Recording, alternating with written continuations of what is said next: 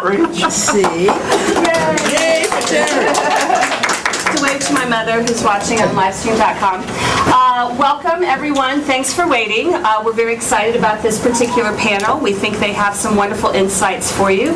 As always, if there are other panels you're interested in seeing throughout the year, feel free to email me. If you could put your phones on silent, on vibrate, that would be great. If you need to tweet or do any of that, you can do that, and Roland will help you out with hashtags and all those important things. Everybody online, if you want to send us a question, it's #newplay. I'm getting the nod from Seth, so yay me. Anyway, it's my pleasure to introduce to you a wonderful all-around great guy and our Director of Membership, Roland Tech. Absolutely. Thank you, Terry. I'm speaking into a microphone, although I'm not being amplified in this room, but for our Twitter friends and our live stream friends, right? We want them to hear me. So I'm going to ask that we all sort of share the mics and keep, Okay. So we have an amazing panel, and I took the time to print out the bios, so I'm not going to waste time giving you their bios. They are all incredibly accomplished, wonderfully talented playwrights, and they all happen to have experience leading companies, and I'm going to just introduce them by name. All the way at the end is Jay Holtham. Then we have Susan Burnfield. Then we have James Comtois and August Schulenberg. Okay. Now, if you are watching us on live stream, the hashtag is #newplay. Is that right, Seth? Okay. All right. Okay. So I just wanted to, first of all, this is like a topic that's near and dear to me. I mean, I just feel like this is so important for.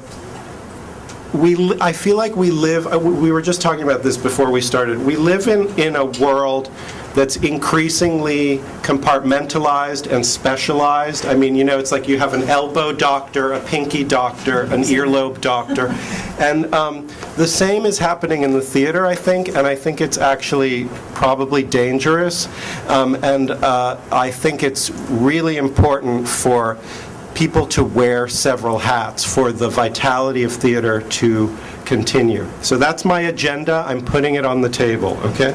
So I just want to start out by asking a very basic question, and we'll go down the line. Maybe Gus can start. If you can think back to, Gus is the artistic director of Flux Theater Ensemble, okay? So if you think back to the first production that you did, okay? I'm wondering if you can tell us a little bit about, I feel like the theater company versus production is a bit of a chicken and egg question, and I wonder if you could kind of unpack that for us as it relates to Flux. Sure, the genesis of Flux. It happened because I had an opportunity as a playwright, and it was a unique opportunity where theater gave me a space and gave me some money and said, but you're going to be basically producing it, you're going to be in charge of the execution of it. And I'd never done that before. I'd only been produced. So I was excited by that possibility. And I brought on some people to help me do that. And we did that twice. And the second time it went spectacularly badly. But in a way, in that beautiful crucible way, where everyone pitches in and joins together, and then you've created that beautiful chemistry that any ensemble needs to have.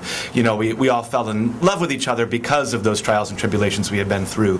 So it was out of those first two opportunities that I had as a playwright that the group of people that became Flux Theater Ensemble came together. And then we started doing work, and through the work we did, we began to develop what our identity actually was, what our mission was, what our core values were, what our aesthetic values were, our various programming, and that is still, something that's very much in process. Can I ask you, just who was the first person besides you that you attached to this endeavor? Okay.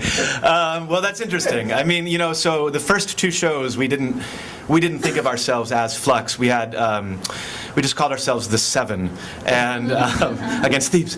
And we also were toying around with some much, much worse theater company names. And in fact, for our naming party, we strew the bar where we announced our actual name with 40 fake names, including the National Theater of Duran Duran, which I still think we should have gone with that.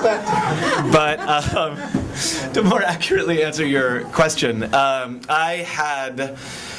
I had reached out to a friend of mine to direct this play of mine, Riding the Bull, which was the first play that was done in the group that became Flux.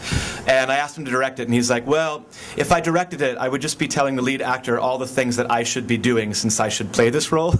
But he suggested a mutual friend of ours named Kelly O'Donnell, and Kelly did come on as the director. So she was probably the one I can say was the first additional person to come on in what eventually became Flux. And now there are 10 of us who identify as creative partners. That's the language we use now. Okay.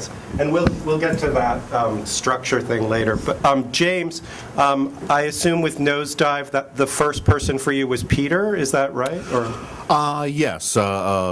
Pete Beauvais and I formed, well, I guess, formed is, by default, Nosedive Productions back in, late 1999, early 2000. Basically, I came to New York wanting to get my play staged. And it didn't look like, I was asking a lot of people in the city how one goes about to do that, and I didn't really get a whole lot of straight answers, and it was seeming that, they were telling me how to, form a 501c3 organization, and that took about, would take about a year or so to get done, and, and there was a few avenues in which people said, well, if you make friends with some of these companies, maybe in a year down the road, they'll maybe do a reading of your play. And I'm like, but I don't know. I was 22. I'm not waiting for a year or two to maybe get a reading done. I wanted, I was amped up and energized and new to the city. I wanted to get my stuff staged now. And sure enough, a friend of mine from high school who had moved to the city independently, Pete Beauvais, was having the similar problem from the director's side. He wanted to, be a director in the city, but realized no one hires a kid right out of college to direct their stuff. So we started talking about our mutual goals, and he asked to read some of my plays, and I think fortunately for me as well as him, he actually liked them. So we started talking about staging one of them, and the first play was called Monkeys, and it was a play I'd written when I was 20 years old. And we asked a few mutual friends in the city, how do we do this? How does one go about just getting a group of actors to make pretend lines and in front of people and charge the money? And they basically, some of these friends gave us, held our hands and sort of walked us through sort of the nuts and bolts of how to put on a show. And I mean, this was back in 99, 2000, so you have to sort of remember that there was actually more spaces available, and they were cheaper. So the place that we actually rented was this club in the Lower East Side that doesn't exist anymore. It's called the Surf Reality House of Urban Savages, and they charged $80 a night to they don't have prices like that anymore. Yeah, so it was really cheap and relatively easy to stage a bare bones budget show. And I think our first play, Pete and I, we staged for I think 2,400, and we just decided we'd split the cost 50-50. And I think it was we got in box office, we charged $10 a ticket. We got about 2,100, so we're like, well, that's pretty good. Yeah, it's pretty good. So that's a $300 loss, but split each way, that's $150 and each way. And at the time, I mean, we spent more of that. I would spend more on a night of drinking, so that was perfectly fine to spend. So we thought, oh, I'll totally spend $150, $200 on putting on a show. So it was, the original. Though it wasn't really designed as a company. It was just Pete and I wanted to do a couple of these shows, and we came up. The name Nosedive just came up. It was a fictional production company I invented in high school. I would just doodle on notebooks, in which basically the logo at the time was just this big smiling face with a thumbs down, and just because we didn't really want to of all the things we thought we had to discuss, the idea of coming up with a name was the least of that was not something we were interested in. So one of our friends who was guiding us said, you guys need to come up with a name for your postcard. And so Nosedive Productions, and Pete was like, yeah, that's fine, I don't have an idea either. So yeah. Cool, thank you. And Susan Burnfield is producing artistic director of New George's, which I think is a great name, actually. It's a name that I immediately knew what it meant. So I think that's interesting. But also, you started in 1992 or 91 yes, or something. 91, so the landscape in New York was a little different then, maybe even more. I don't know, how was it? Yeah, I think so. It certainly was for me. And I started out as an actor. I wasn't a playwright. Roland said I could come anyway. So it was very, very different for me because I was very naive. In a lot of ways, I feel like there are so many resources now that didn't exist then, in terms of what the landscape is, in terms of knowing who people were, in terms of knowing how to have access to people. And so I started, I went to Circle in the Square Theater School, and with a few friends, I founded a theater company, like so many people do. And we did one season, and it sort of fell apart, but we did get our 501c3 for some reason, so I had this sort of leftover 501c3, and we did make money on our shows, so I did have this small bank account of money, and it was... Wait, that was before New George's? That was before New okay. George's. Okay. I know, it's such a long story, Okay. and No, I never that's know good. where to... So then I met these other people, and I was like, well, I already have this theater company, and let's make a new one. So the way I came up with the name New George's, I love this talking about the name, is I literally, and this should have been clear that I was the one who's going to stick with it for 21 years, I literally took a yellow pad and I just wrote down all these goofy names that I thought of, and then we went out for a drink, and people picked one. And New George's, it's for George Sand and George Eliot, but at that time there was Edie Brickell and the New Bohemians, and there was, I think, a theater group called the New Brood Mechanicals, and so this new thing, I think I came up with 50 new somethings, and New George's is the one that stuck. So I was an actor in the first show that we did. I acted in, and it wasn't a new play. It was Vinegar Tom. The new theater company was about focusing somehow on women, because it was started in 1991 in the wake of the Anita Hill everything. So it was very, very exciting time. I was in WAC, Women's Action Coalition, and we went out looking for a play to do. Me and these two other women who I was founding the new company with, and I knew the play Vinegar Tom by Carol Churchill, and so that's the play that we did, and that was very successful for us because Mel Gussow somehow thought it was the New York premiere, which I think it was not, and so he reviewed it, and then we couldn't find any other plays to be in, quite literally, and I didn't know any playwrights. I had written when I was a kid, and then I was like, no, I like acting. You get a lot of attention for acting, and I should have known that something was up because I was very interested in peacemaking, but I don't think that, which is something I did in drama school, and then also with the first theater company that I had. And we didn't have anything else to do. We made a piece, and there was just something about that. I liked that kind of control, and I felt sort of smart about structure somehow. But I never really put that together because I didn't know. I had no. And this is, I think, where the landscape has really changed. And I think that the access to plays and playwrights is very different.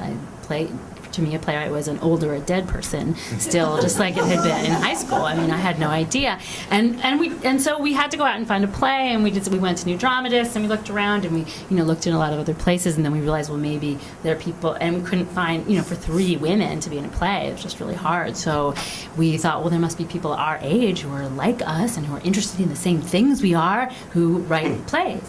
And it turned out there were, which was a great thing. And so really the second production we did, which was a group of 5 one-acts by women, which was kind of trying to be our introduction to plays and playwrights and to new plays in the new play world, was probably more important to us in a lot of ways than that first production. And it was hard. It was hard to find people. I had a friend who worked at MTC, and he introduced me to their 2 Van Leer fellows, one of whom was Kia Corthron, who was the first playwright I met. And then someone else had contacts at EST, and we met a few other people, but it was where are we going to find these plays, we thought. And now, I find that to be hilarious because there's such a different kind of access, I think.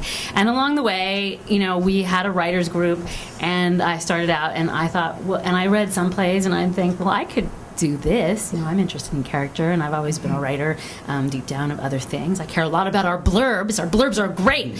And so I started writing solo performances and performing them, and eventually writing plays. In 1996, we produced the first, one of two plays of mine that we produced. And and sort of took it from there, really going on parallel roads, I think, as we supported other people's work. So primarily, the complications and wonderfulness of my life is about really being incredibly supportive of a huge community of artists, playwrights, directors, and actors and designers, and at the same time nurturing other people's work and being very much a production dramaturg in a lot of instances, and also trying to have this other track of being a playwright, which I know we all kind of go through in our ways as well. And there's something else I was going to say about that, but I can't. So. So the moral of that story is beware of creating a theater company, because it will morph you into something else. You will become a costume designer or something else. Or something you're much better at, frankly. Jay, I don't know where to begin with you, because you have so many different... All right, can we talk about New Black Fest? Yeah, I figure with everything... Let's start there. When was it founded? Just tell us a little bit about... So New Black Fest was founded, what year is this, 2010? Okay. Something like that. It was founded in 2010.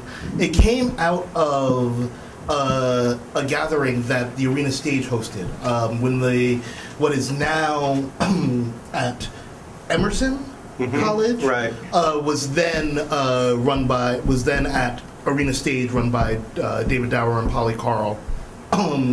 They hosted a series of these convenings of groups of playwrights, and they hosted one specifically for writers of color, for black playwrights. And I was there actually in my capacity as a blogger and not a direct participant. So I was live blogging and blogging about the events. And it was a discussion, as you can imagine, would come out of a group of black playwrights, some frustration, some victories, some failures, and a very strong sense of we have this strong community and all this strong work, and what are we going to do about it? And sort of the opposite of everyone else up here, I was the first person who signed on. Keith Joseph Atkins stood up at the end of it and said, I want to start a festival for black playwrights. And I said, well, I know how to do that.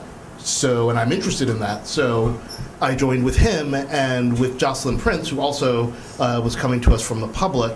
The three of us founded New Black Fest primarily to showcase the work of new black writers, new voices, and new perspectives on sort of the black experience.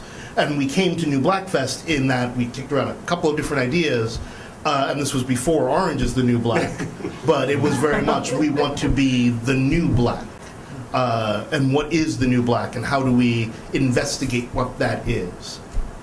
And so we started, I guess we had our first festival that fall. It all moved pretty quickly in getting it up on its feet and doing our first festival. And since then, they're getting ready for New Black Fest 2013. And have expanded into commissioning and all of that, just to tap into this sort of wealth of voices and plays and writers who were not getting exposure, not getting the chance to hear even their own words in public, and not a chance to connect to an audience.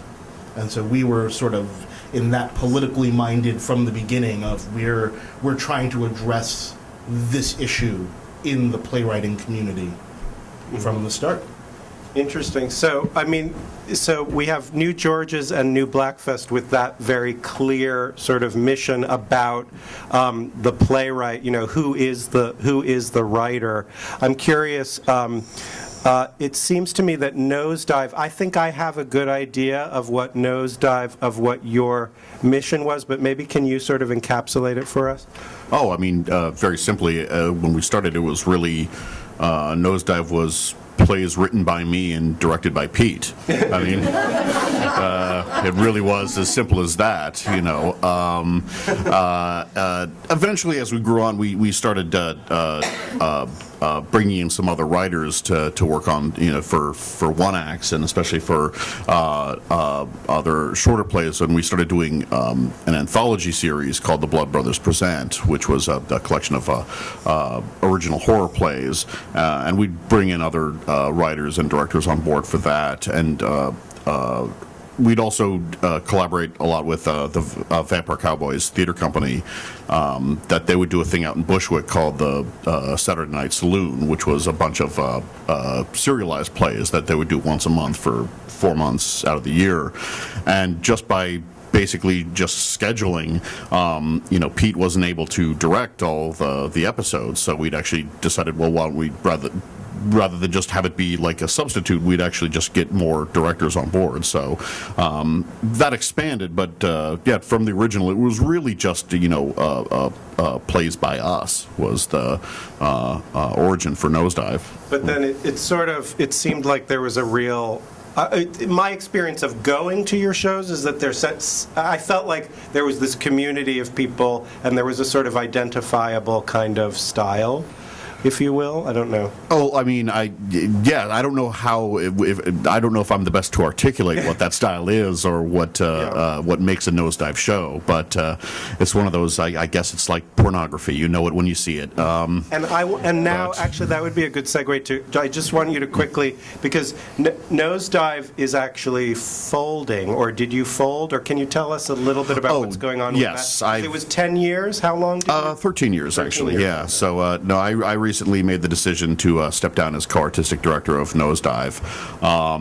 And I said to Pete, you know, it's his call if he wants to keep on producing with the name. I was not going to, you know, try to take the brand or the company name or anything like that. So if he wanted to continue producing under the name, he was welcome to do so. And he decided not to. He just thought the idea of getting we've been, you know, producing together for 13 years, and I think we staged a total of, I think, upwards of 30 plays in that time. And the idea for him of just getting a new resident playwright or co-AD just sounded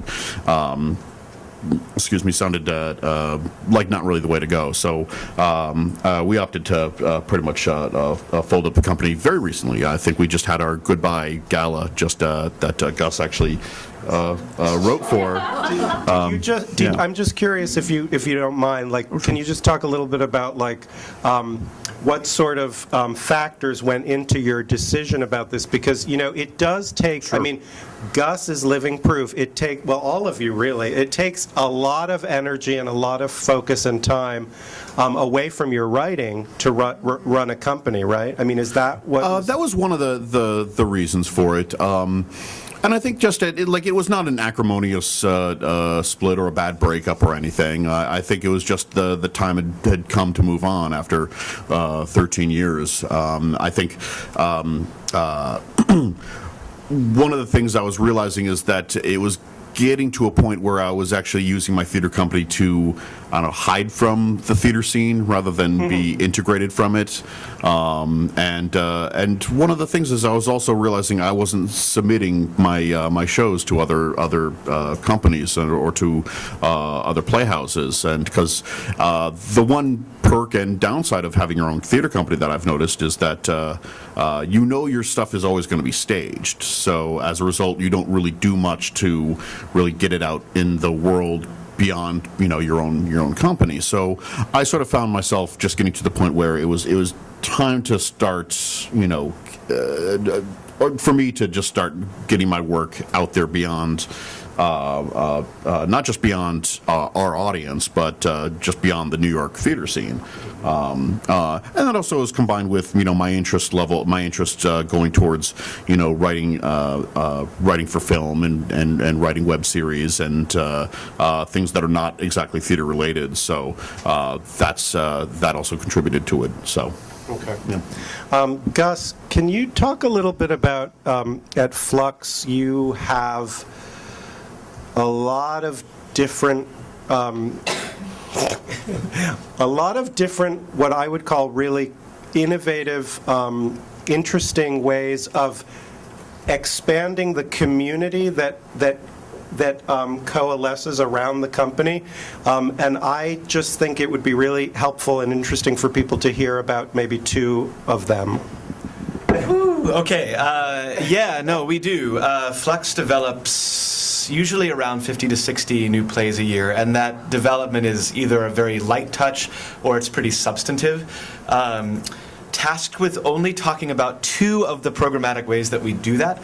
I will say we'll see. We'll see how interesting. We'll see how interesting I am. The first one is simply called Flux Sundays, and every Sunday when we're not in production, we gather now primarily in our new kind of home at Judson Memorial Church for 3 hours to lightly stage new plays on their feet, scenes from new plays on their feet. This is the preferred way that it works. So we break into like 5 or 6 groups, depending on how many scenes we have, and the directors and actors do their best to breathe life into 8 to 15 page samples, 8 to 15 pages of plays. Which is really exciting because it's not the sort of round table paradigm where people read something cold, don't really know what they're doing, and then have opinions about what they didn't know that they were doing. Do you know what I mean? And in some ways, it's much more about building a community it's equally about building a community as it is developing plays. So over the course of a year, we'll have around 100 artists who will come in and out of that process. Some are there every single Sunday. Some are rare birds who fly in from time to time. And then some I invite for years and years and never quite make it to a Flex Sunday, but that's okay. That's okay. The important thing is the door is always open. Part of it is trying to get out of the scarcity mindset that we operate in as theater makers a lot. Like, we can only do this because everything is scarce and everything's a crisis. And a lot of what I've learned about helping to lead an ensemble is when you let go of the right kind of control, things happen the way they should, and Flex Sunday is a real example of that.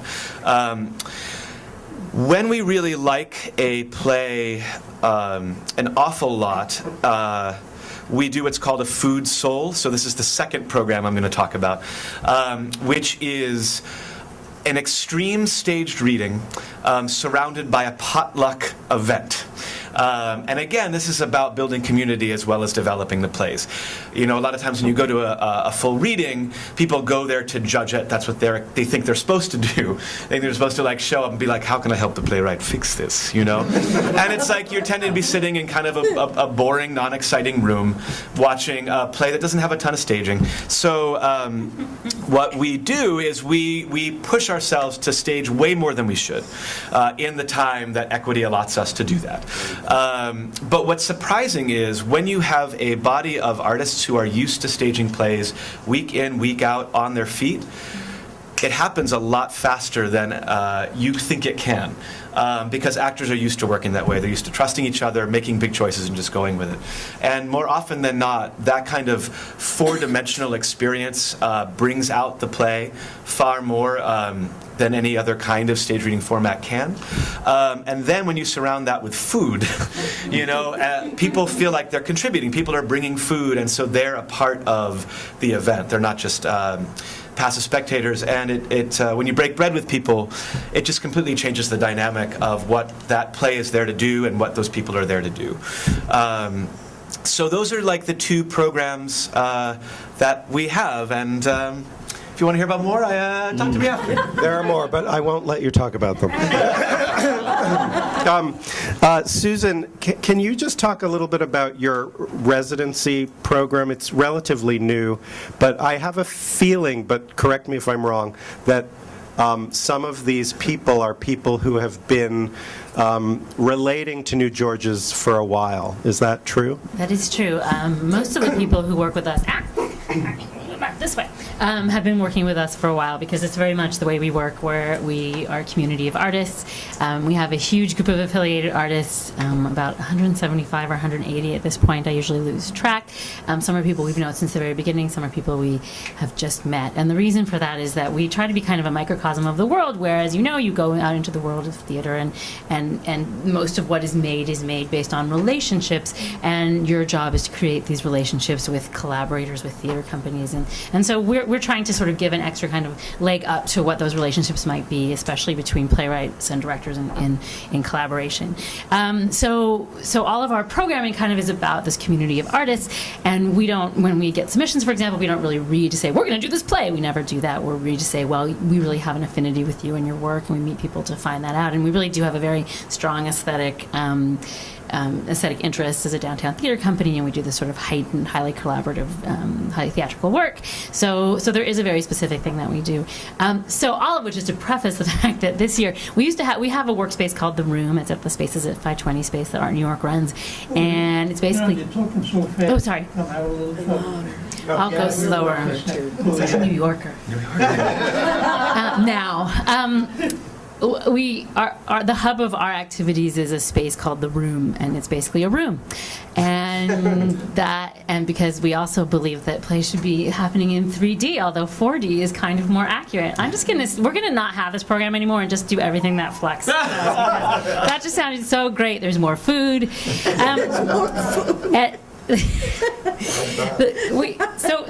We try to we had 2 different play development programs every year, and everything came out of our community. So they are people who we've known for a while and who we're in relationship with. That's who we call for submissions from.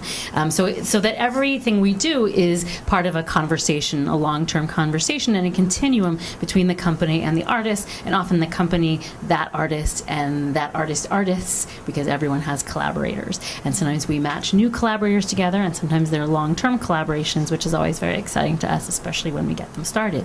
So we had 2 different we had this thing called mini workshops, which was a pretty basic. We tried to encourage everyone to do it on their feet, but some people still like to sit or stand at music stands, work on the play for 3 to 5 days, have one presentation if you want to have a presentation, kind of a Playwrights program.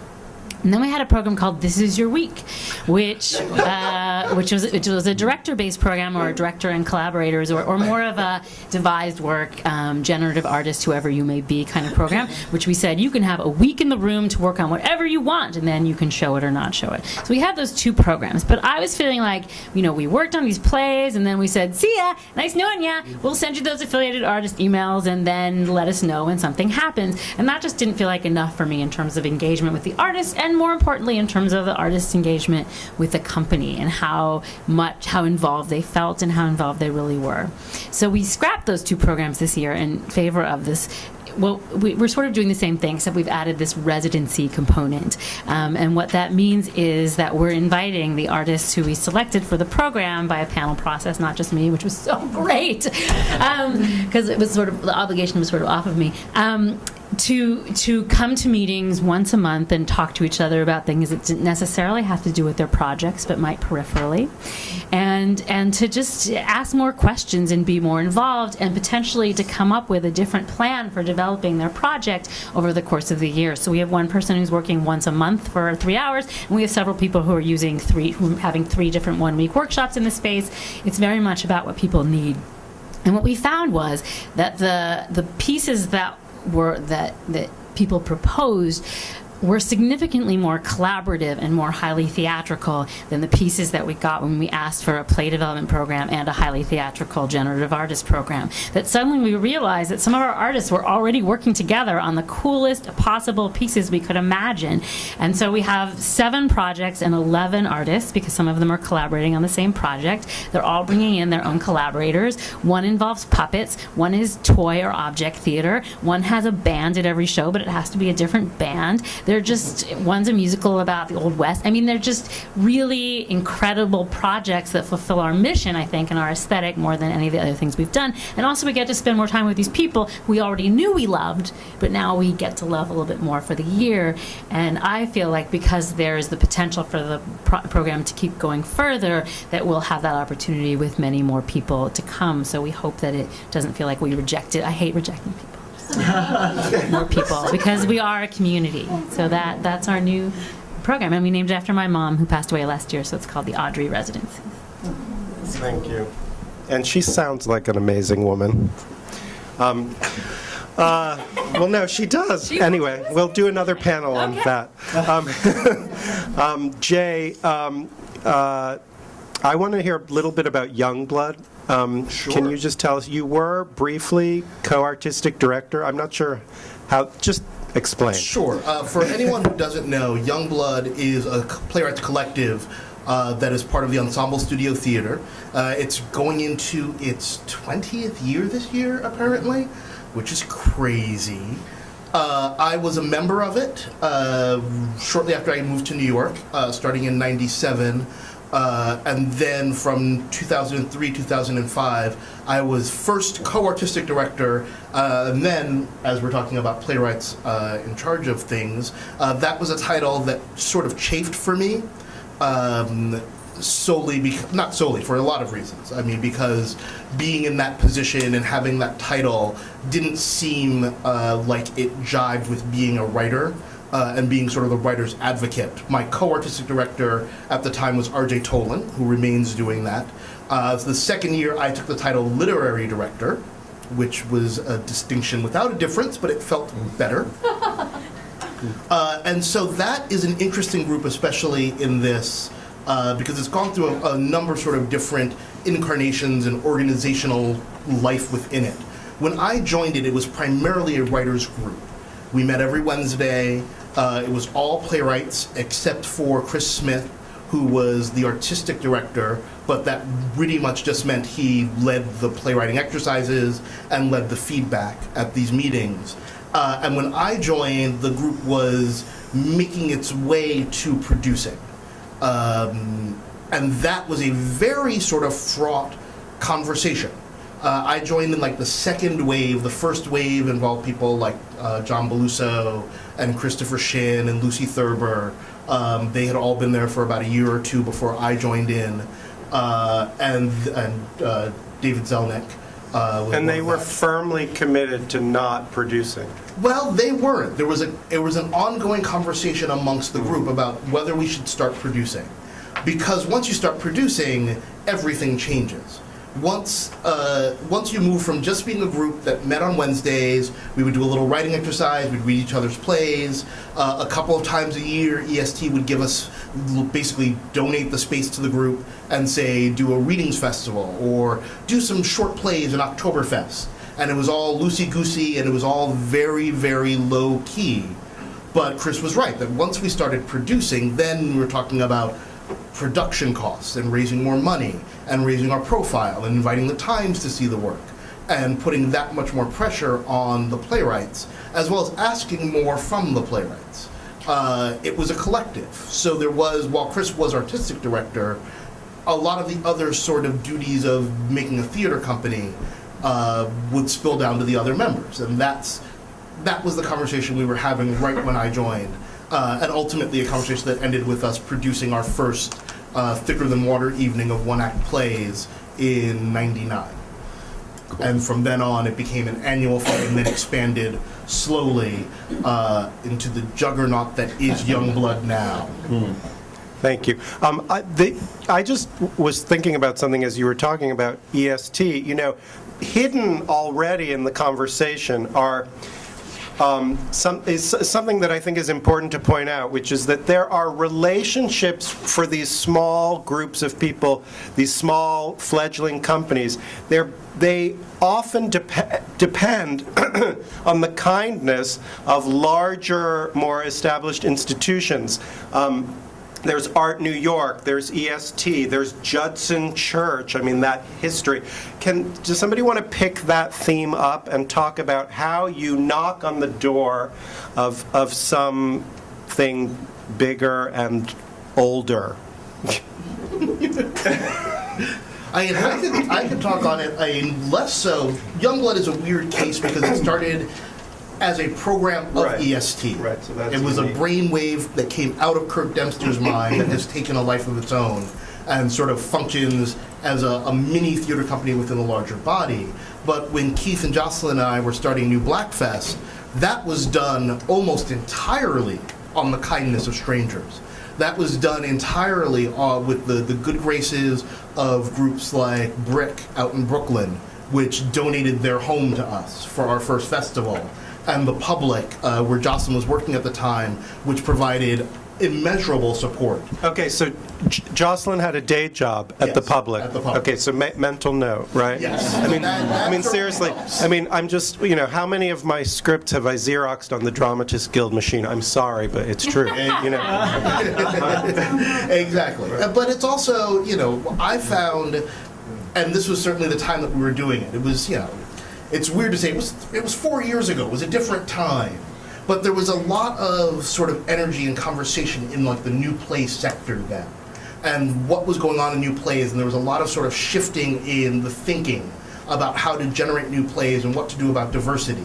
And so there was all that heat, and organizations were very interested in helping. And I found that most of the organizations are interested in helping and interested in some ways in, God, what's that word? Outsourcing certain things that they don't necessarily do as well in-house. And saying, oh, you're here, we're looking for diversity. You guys are people who know diversity and are looking for a place to be. Why don't we mesh?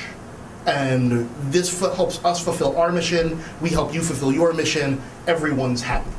And that's generally been my experience. I mean, certainly you run into some issues and some people who are maybe not so generous, and the complication of it not being your space. But having your own space is its own headache. Who wants to be a landlord? Early on, when we were talking about New Black Fest and we were thinking about sort of the future, I had a meeting with, her name escapes me, Erica, who runs the New Theater Row. And the first thing she said, the first things out of her mouth were, don't become a landlord. When you have your own space, you're a landlord. And you're dealing with the buildings people and the HVAC people and the plumbing, and all of those are headaches that belong to you. You're making me think about Todd London's book, Outrageous Fortune, right? I mean, it feels like that a theme of the book is like, be careful what you wish for. You have a home, you have a mortgage, Exactly. I mean, actually, what about Flux? Does Flux, what's your relationship to Judson Church? Can you talk about that? Oh, sure. Sure. Yeah. No, I mean, Judson Memorial Church is an amazing church. For those who are not aware of this, this church is right off Washington Square Park, around the NYU area. And they have a long history of the Judson's Poets Theater, which is one of the three cradles of the off-Broadway movement, along with Cafe Chino and La Mama. And so, in these very early years, they were, and if I left out a cradle, forgive me, I heard a sound there. In the mythology, and those are the three that I'm most familiar with. So in recent years, they began looking back at that legacy they had in the 60s of being a real cradle for a particular kind of art making that wasn't necessarily finding a home anywhere else, and that was connected to their incredibly progressive vision. To give you an example of the kind of dialogue that we have with Judson, Flux was doing one of our other programmatic play things called Foreplay, where we ask a bunch of playwrights to write short plays based on the themes of our full production, which several playwrights here have contributed to. And it was based on the themes of the Old Testament, which was connected to our full production. And we wanted to do some of those at Judson, and Judson said, that's cool, as long as you're not proselytizing. So it's pretty amazing. We're at a church, it's like, don't proselytize, So they're all about works, they're all about works and advancing their mission through that. So we developed a relationship with them and began doing a lot of our Flux Sundays there, most of our Food Souls there, and we have produced a full-length play there as well. It's one of those things where they have so much going on there all the time that they can't often accommodate all the things we're doing because we're always doing too much. But it's one of those really beautiful relationships where when they say no to you, it's because like the most amazing thing in the world is happening in the space that day, so you never get mad. But I do think that when you don't have your own space, space, you absolutely need to figure out the relationships that will allow you to do things more easily. Flux has been through a number of storage space incarnations, rehearsal space incarnations, shop space incarnations, and we've just now begun a relationship with 3 other theater companies where we're sharing a rehearsal, storage, and shop space. When you have that kind of infrastructure, oh man, it is so much easier, because without that infrastructure, if you don't know where you're building your show, good luck depending upon the kindness of strangers, because you can, but sometimes they're not able to extend that kindness. So how do you work out, how do you work out the scheduling? I mean, are there any conflicts in terms of sharing this space? I mean, how far ahead do you have to map it out? Get into some of the nuts and bolts. Nuts and bolts. It's all Google Docs, right? Everything is Google Docs. I mean, I don't know about you guys, but that is my life. And when I meet a collaborator who doesn't use Google Docs, I'm like, oh. Well, we'll have to remedy that, won't we? So it's actually not that hard when you have Google Docs. It's true. But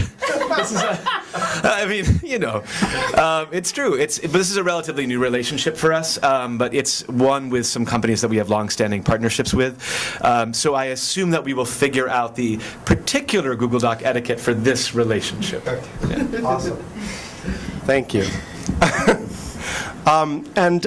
James, I assume that were all of your productions straight rentals, or what? How did you deal with space? Yeah, for the most part, most of them were straight rentals, with a couple of exceptions were co-productions through mini festivals. The Brick Theater, well, actually the Brick out in Williamsburg, we did a couple shows there, and through their summer festivals, and that was a co-production where we applied to participate, and the deal with that was that it was a free rental. I mean, we got the space for free, and it was a 50-50 box office split. And we did one show that was part of the Fringe Festival. But beyond that, most of our productions were straight up rentals, where we just paid a flat rate and collected all of the box office. And since we actually had some pretty decent relationships with some landlords and company managers, Horse Trade in particular, down in the East Village, we were given some leniency and sometimes some discounts and things like that. But for the most part, yeah, we did straight up just direct rental agreements. Mm-hmm. I feel like venue is often overlooked as an important factor to consider in producing new work and reaching the right audience. Sort of have any of you had an experience where you put a great show into the wrong venue? Absolutely. I mean, I'll try to keep it as limited as possible, because it was just such a heartbreaking and depressing experience. But we picked a space for, on paper it seemed like it was the right reasons. It was in a really great location. I won't say the name because it wasn't the fault of the space or anything. It was in a great location, and the price was right, and it had 99 seats. So we thought, hey, we could, really, if we pack this place, we can really make our money back and then some on it. But because it was part of we didn't get an exclusive rental. We couldn't do anything really spectacular with the set, because we were at the 8 o'clock show and there was a 10 o'clock show. So we have to strike everything and be able to pack everything away. You really can't do anything with also just a standard lighting plot. We couldn't, because there were multiple companies performing that night. You couldn't really do anything spectacular with the sound or the lights or the set, and that really just we ended up paying for that in the end. And how was your box office? Did you find your audience in that venue? We did, but I think because of some of as a result of some of the aesthetic choices or inability to make a lot of aesthetic choices, I think word of mouth. I mean, this is me speculating. but word of mouth became a little lukewarm. We got a lot of reviews that were of the, it's all right variety, and which I think made our attendance level be all right, which I think could have been a lot better. So Anybody else have a venue? Yeah. Well, last year we produced at the Irondale Center in Brooklyn, and we were very curious to see how that would go. We felt like most of our audience lives in Brooklyn already, and people really love that space, and it was a space that was really right for the show, absolutely right for the show, and we installed this huge, and unfortunately the hurricane came in the middle of it, and that was a bigger problem. But because of that, for the show it was a bigger problem, but because of that we didn't get a chance to experiment in the way that we'd wanted to, so actually that was a lesson unlearned about whether that space was going to work for us or not. Did you? No. Okay. All right. All right. I think it's time to open it up to the audience for questions. Any questions from the audience? Yes?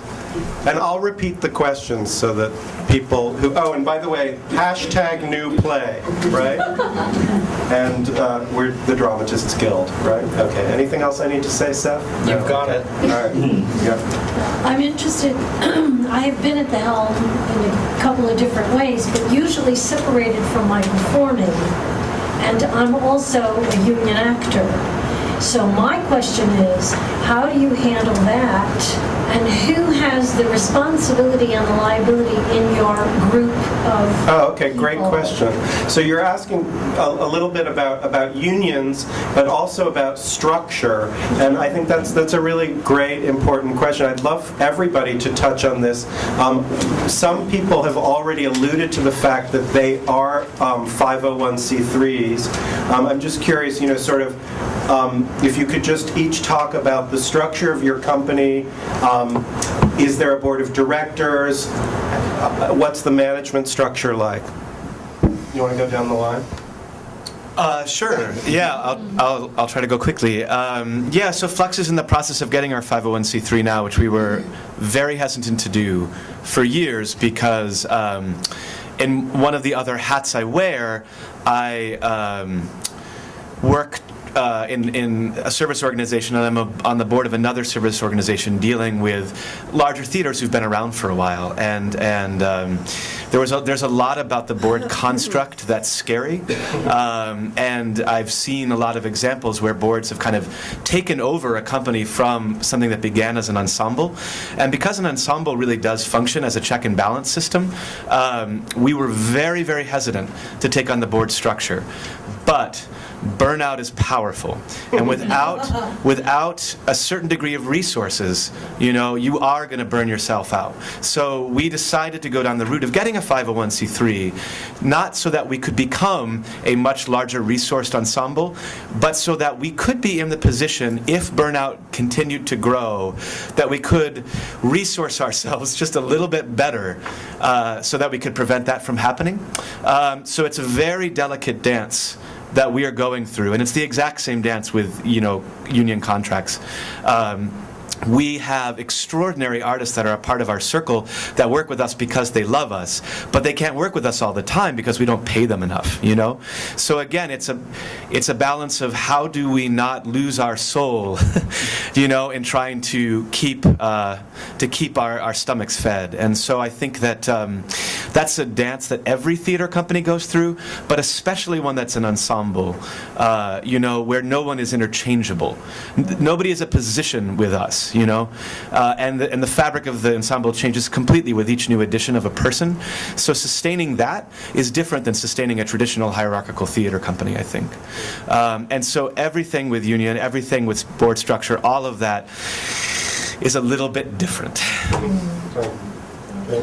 As Nosedive continued on, it started out with me and Pete being the two producers where we'd split things 50-50.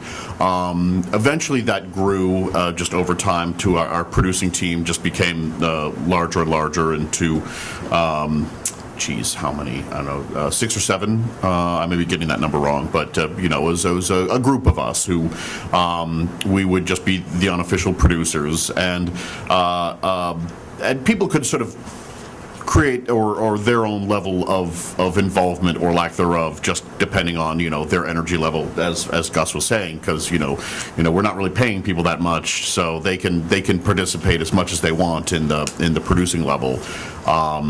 We also, after a few years, became a part of. We were under the umbrella of Fractured Atlas, so we used their umbrella to be 501c3, or we weren't 501c3, that we used their 501c3 status to be not-for-profit, and it was a few years after that we ended up becoming our own 501c3 company, and then we had a board, which was, I think, just half the number of the regular producers.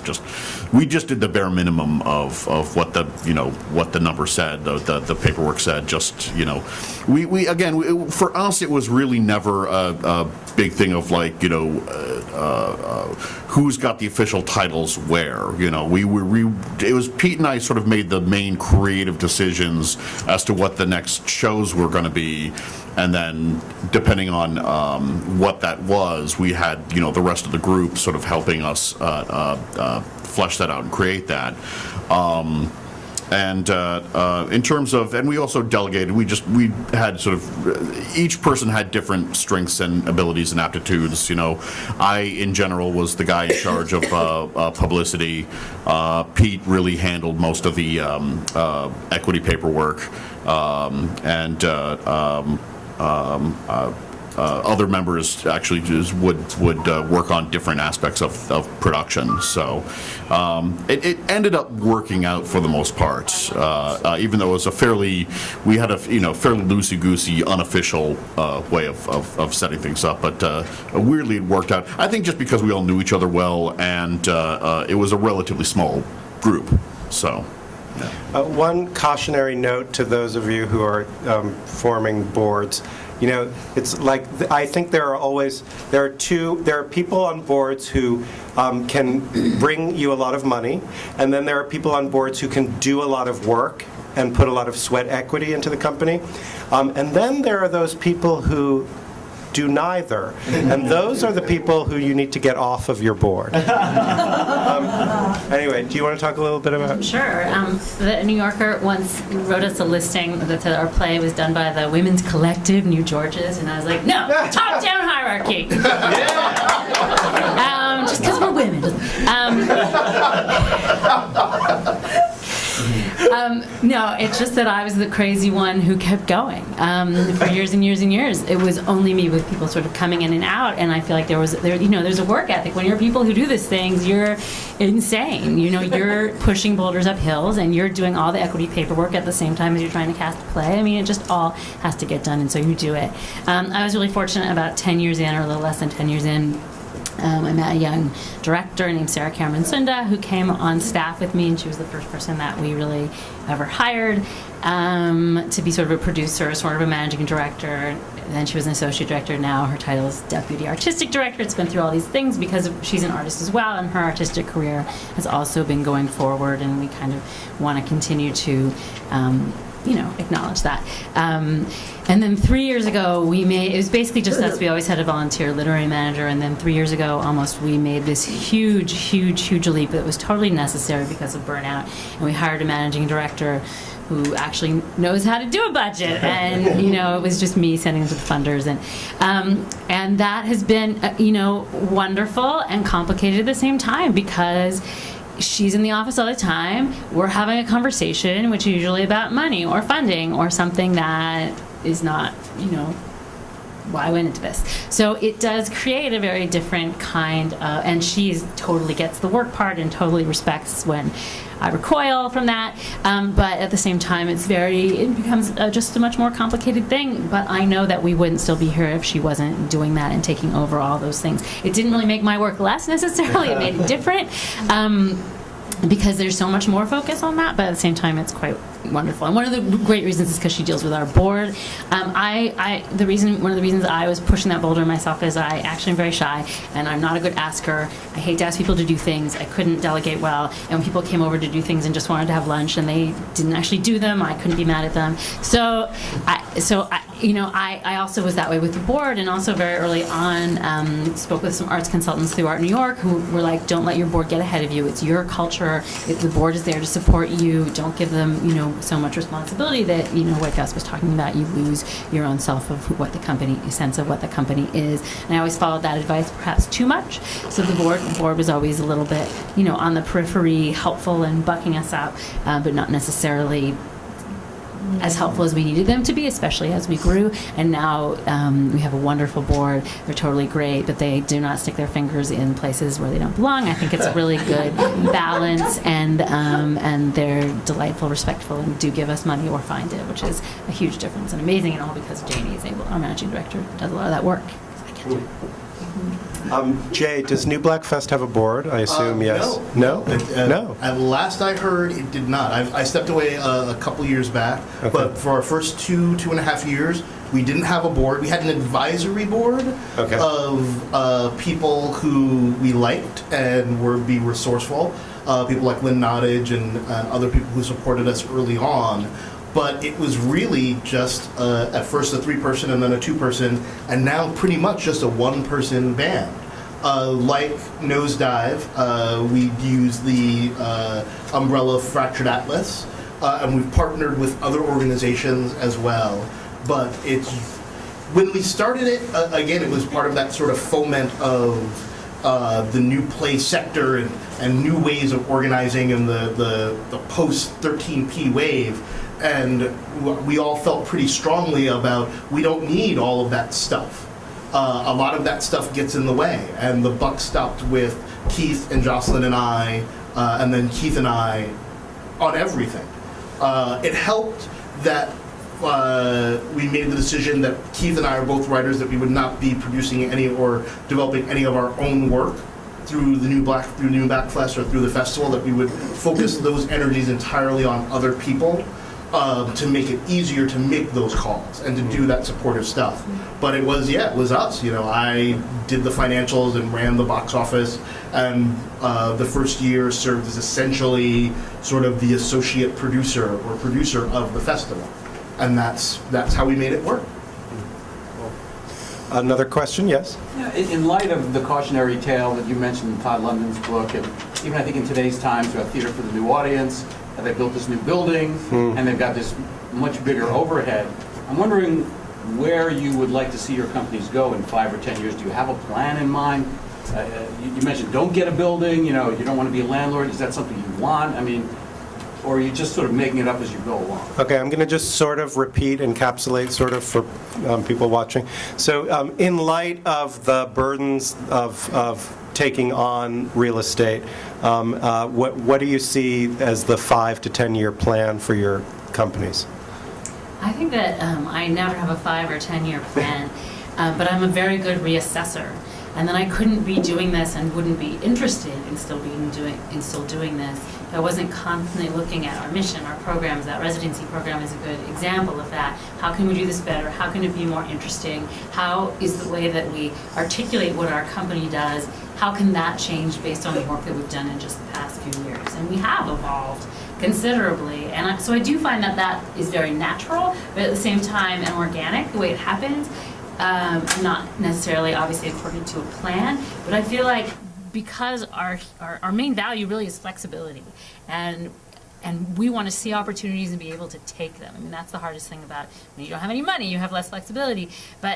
And so I feel like having the freedom to continually re-articulate and change things is so exciting to me. And it's never, and every change or leap that we've ever made, whether we had a plan for it or not, has always been a good one. So I feel like there's sort of this judgment plan, I feel like it balances out to me at this point. Gus, Flux does a retreat every year. I imagine that factors into your planning, right? Yeah, it sure does. So for a week every summer, we go out to the Little Pond Arts Retreat, which is this beautiful converted farm in rural Pennsylvania. And for the first 2.5 days, the creative partners gather and we do hardcore strategic planning, vision work, mission work, all that jazz. And then the rest of the week we just invite, the artists we love, and we develop way more plays than we should, and then we party way later than we should, and everyone is so exhausted. It's like the least restful retreat you could possibly imagine. And also like the most beautiful week of the year. It's one of those things where you're like, oh, right, this is what we're doing, this is what this is about, these people and this work. And that's almost as valuable as the strategic planning that comes out of it. We have come out of every retreat with a strategic plan, and every year we come back and we're like, look at all the things we did not do on our strategic plan. So what we did this retreat, which I think was really smart, was we said, let's create a really detailed 6-month plan for 3 goals that we have.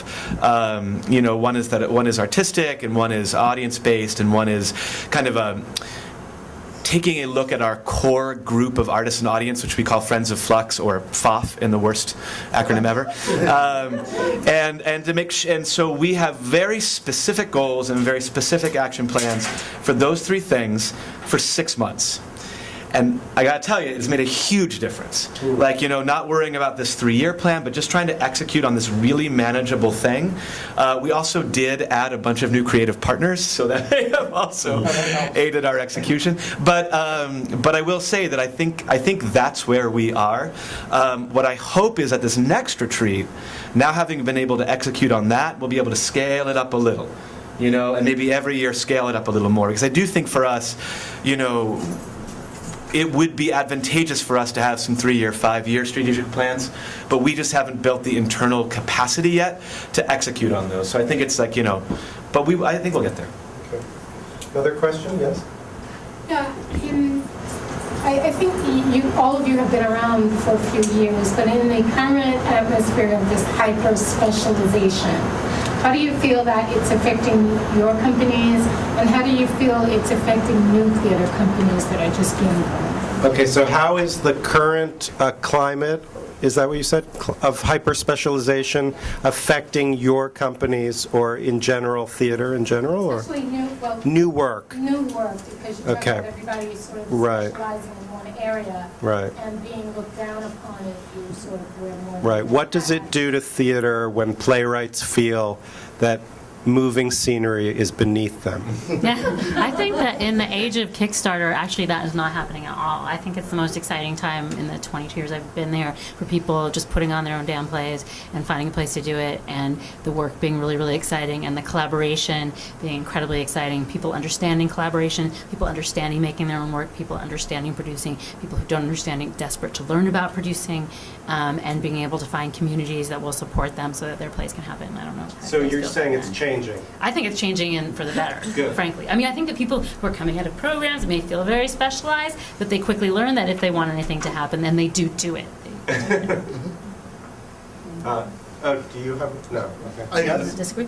Oh, you want to? I was just going to say, I totally agree with that. I feel it's interesting. I feel, that there are overlapping theater communities in this world, and there is certainly a world where people are coming out of programs and they only know what their particular discipline is, and there's a little bit less of the young generalists of sort of my youth in theater, and I imagine all of ours are people who just sort of did everything.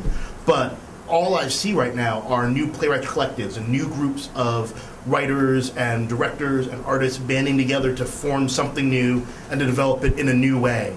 And I don't know, I feel that's the exciting part of like this sort of upcrop, whatever. There's a word there that I'm missing. Yeah, sure. That's an important question to me, but in a slightly different framing, which is a larger cultural question of our knowledge of where things come from and where they go. I feel like as a culture, we have very little understanding of where the things that we touch come from and where they go when we're done with them. And that is very true, has been very true about the theater field. Everyone is like locked into their little agenda and complains about all the things that aren't going for them.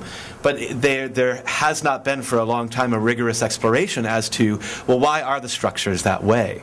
And I think that the movement that y'all are talking about is true. And what I hope is it will take that next step and push at our culture to think that way. Because when you're in the position of working with an ensemble company and other companies as well, where you're responsible for every single aspect of everything, you know what's going to happen to your set at the end of it. You can't wash yourself of that knowledge. So if you're adding to the incredible waste that, is happening in this country and in this world, you're not privileged to avoid that knowledge. So that means that you have the capacity to take responsibility for it. So that is my great hope, is that it's not just a theater thing, but a larger cultural thing. Amen. Yep. Other than monetary considerations, do any of your companies produce musicals? And other than money, do you see any specific problems with doing musicals with the companies that you have? Yeah, I know New George's does musicals, is not afraid of music. Do you see specific issues? What? We've had plays with music. Yeah. Okay. Yeah. I mean, Do I that's see a any musical, issues? right? I mean, yeah, I guess so. No, I love plays with music. It makes me really happy. I love to have musicians who want to come and do things for no money. Usually, you'd want it outside of monetarily, but when we've been able to have musicians, it makes me very excited. I'll say that.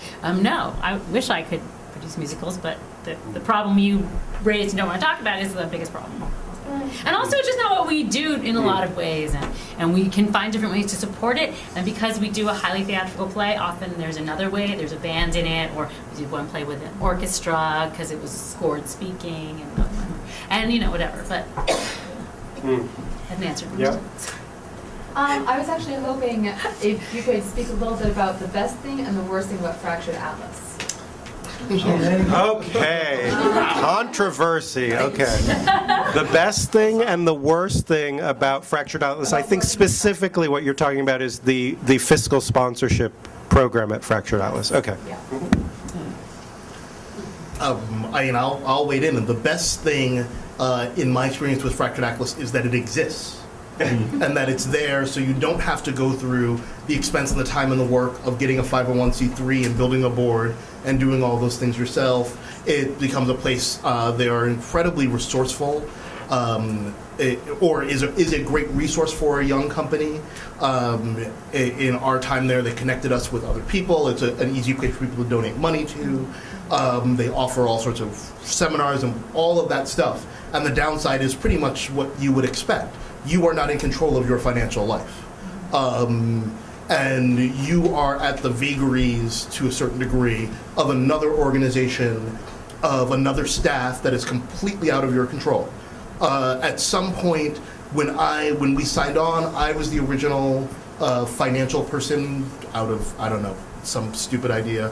And then when I left, there was some sort of breakdown in communication between us and Fractured Atlas, which meant that the paperwork didn't get to the right person, and my name just sort of hung around there as a zombie for like 2 years, just for want of a nail, really. And it's that sort of thing of like, it's not like it's your own company where you can walk down and talk to your managing director. You can't. But it's great. I think it's terrific, and by all means, go forth and use it. James, did you have? Yeah, no, pretty much the same thing. I mean, the downside is you are, for all intents and purposes, a subsidiary of a giant company that you may or may not know management. So there is that, and they do take a bite out of your donations, and but that's the price you pay, pretty much. The upside is it's very simple to participate in. You pay your dues and you sign up and you pay your annual fee, and you get tax deductible donations, whereas they keep, 5%? Something like that. And they do have resources for members to take advantage of classes on, and other resource sharing things like that. So yeah, no, it was a big help, but it just for us, it got to a point where we were really sort of outgrowing it. And my understanding is you can't really apply for a lot of grants through it, because you really have to be 501c3 really take advantage of a lot more grant programs. So that's just one of those things where you'll probably get to a point where you'll outgrow it, and but it's easy just to move forward. So yeah. I'd also You have say something to this. add? I do. I just really want to come out as a huge supporter of Fractured Atlas, and I think the people are the strongest aspect of it. They have some brilliantly smart people there. It's a lot bigger than just fiscal sponsorship. I believe they've just rolled out a ticketing platform called Artfully, maybe even today or yesterday. And so our hope is that when we leave Fractured Atlas, we won't leave Fractured Atlas, because like those brains in there are really worth investigating beyond just the fiscal sponsorship. And also the performance space resource that they have is pretty amazing too. Somebody, yes, who hasn't asked you? Yes. When do you write? And, When do you write is the question. and also earning money for yourself. Okay, so I'll sort of paraphrase. When do you write, and how do you earn money? And I'll add a third thing, sort of, how do you schedule your week? So. I'll say that for me, I've always had a day job, and I write whenever. I have a very sporadic writing schedule, and it's shockingly unprofessional. I'll end up writing a full-length play, in this, a 90-minute play in 5 days, and then I'll go like a solid 2 months without writing, so much as a text. It's really like all the rules that you hear about, like how you're supposed to write, like a regiment. Like I do none of that, and it's really appalling. I was for years I took advantage of my energy in my 20s of just being able to write when I had downtime at work, and I also was just lucky enough to have work at jobs where the people I worked with or worked for were either interested in what I was doing on the side, this whole like producing plays and writing thing, or just vaguely kind of curious in the way, like you'd be curious about a talking dog, so they'd just be like, that's sort of interesting, let's see where he goes with this.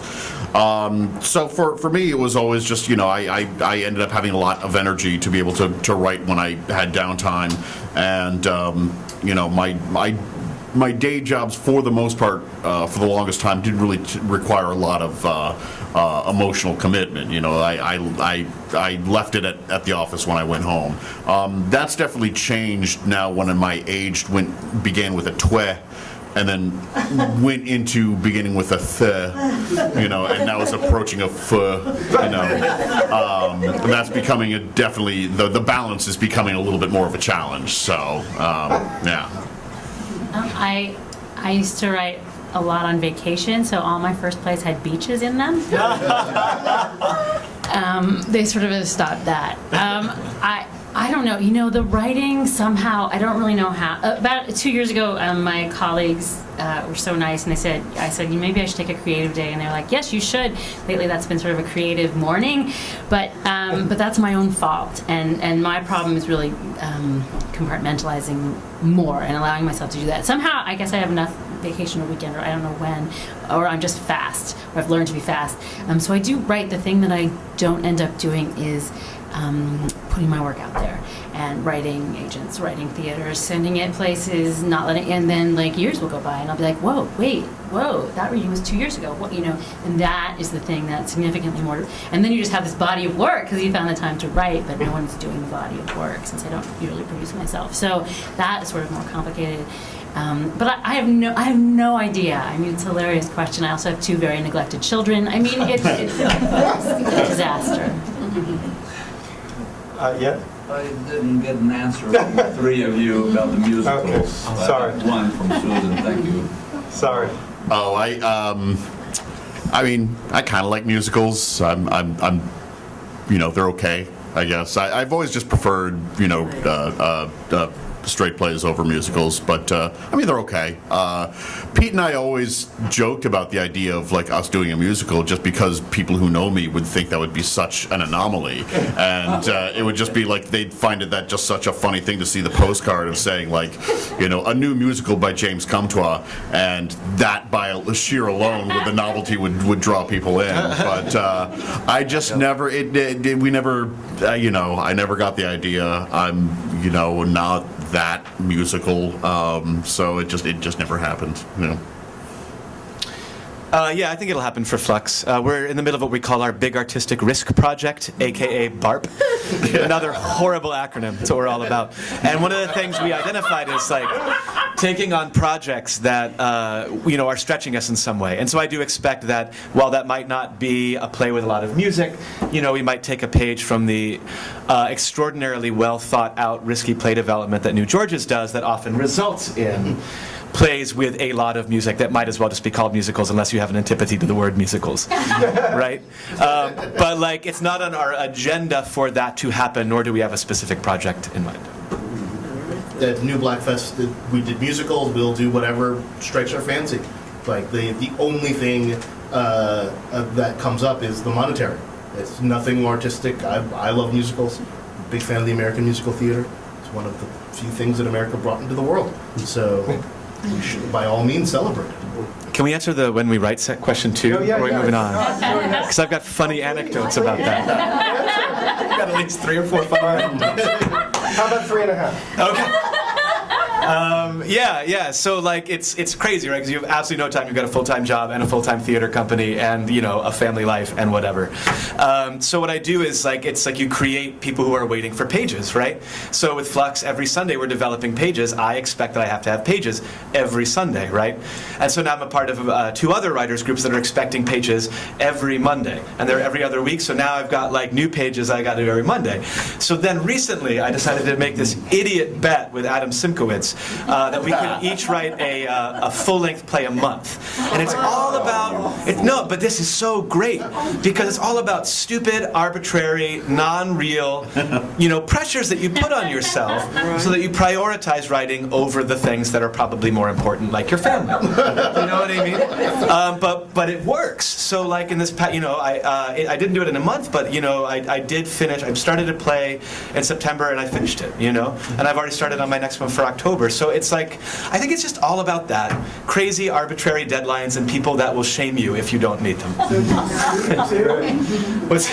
sleep too? I do sleep. But it's also, you learn how to write more quickly. And I think when you have a feedback cycle of artists who are constantly reading your work and putting it on their feet, you do learn to write better. You know, you get it closer to right the first time, I think. And I'm a better thinker. I feel like these worlds, they you know, I feel like from being a playwright, I'm a better producer, and from being a producer, I'm a better playwright, because I think very structurally. I think about, my plays are more interesting because I'm thinking about design elements, because I see it more than I hear it now, and it just, both things kind of balance each other in a way I think is really interesting. I never expected.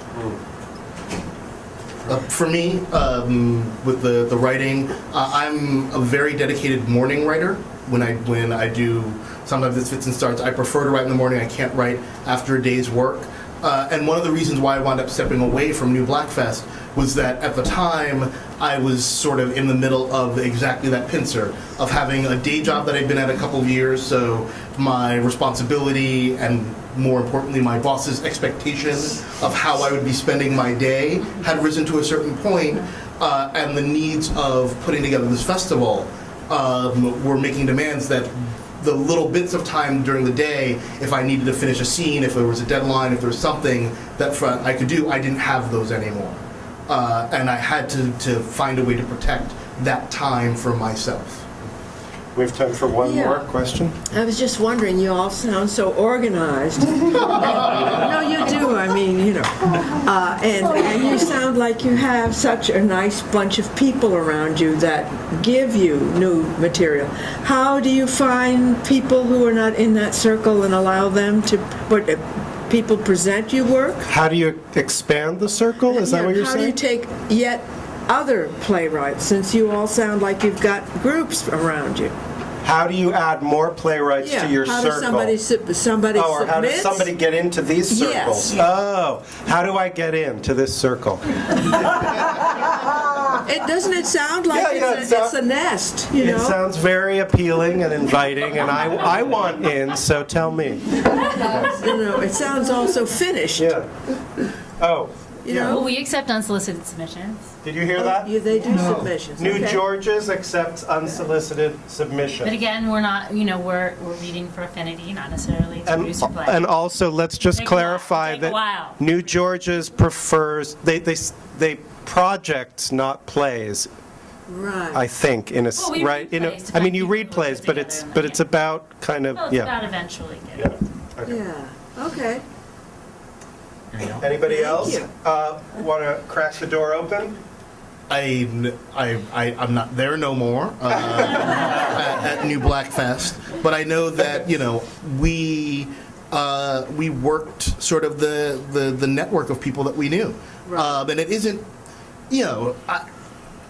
it isn't that there's a closed circuit. It was just like whoever, Keith would go out and meet someone, or someone would send us a play, or a director would say, "Here's something I want to work on." And we would read it and decide that that fits our aesthetic, that fits our feel. This seems like the right thing to do. But again, it was a 3-person shop and then a 2-person shop with not a lot of sort of organizational needs or demands around us. We could pretty much just do whatever we felt like doing, which is nice. It's not a closed show. No. No.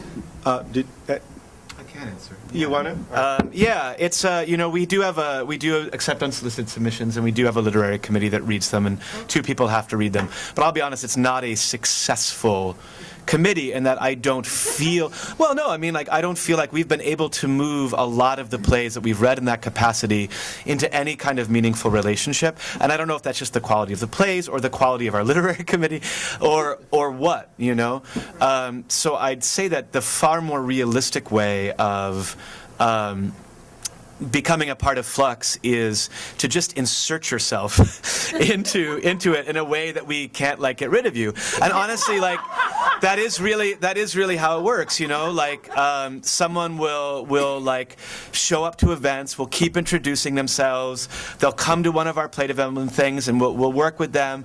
They'll keep asking, "Hey, can I come back? Can I come back? Can I come back?" And beyond kindness and compassion, you want to have talent, but when you're building a creative home, you really, really need people with some fire in the belly, who are going to show up and it's going to be of value and important to them. So that kind of process is organic and mysterious, and I've struggled with that because at times it's felt not transparent.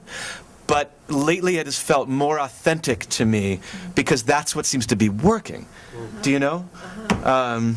So that's a wonderful place to end. Thank you, because I really feel like, for us as writers, one of the hardest things to do is to pick ourselves up, get out of the apartment, and actually go see other people's work. And this is a first step. We're all in this room together. We're not in our apartments, although you guys are. I'm sorry. No. But anyway, so go out, see the world, and conquer the world. Thank you very much.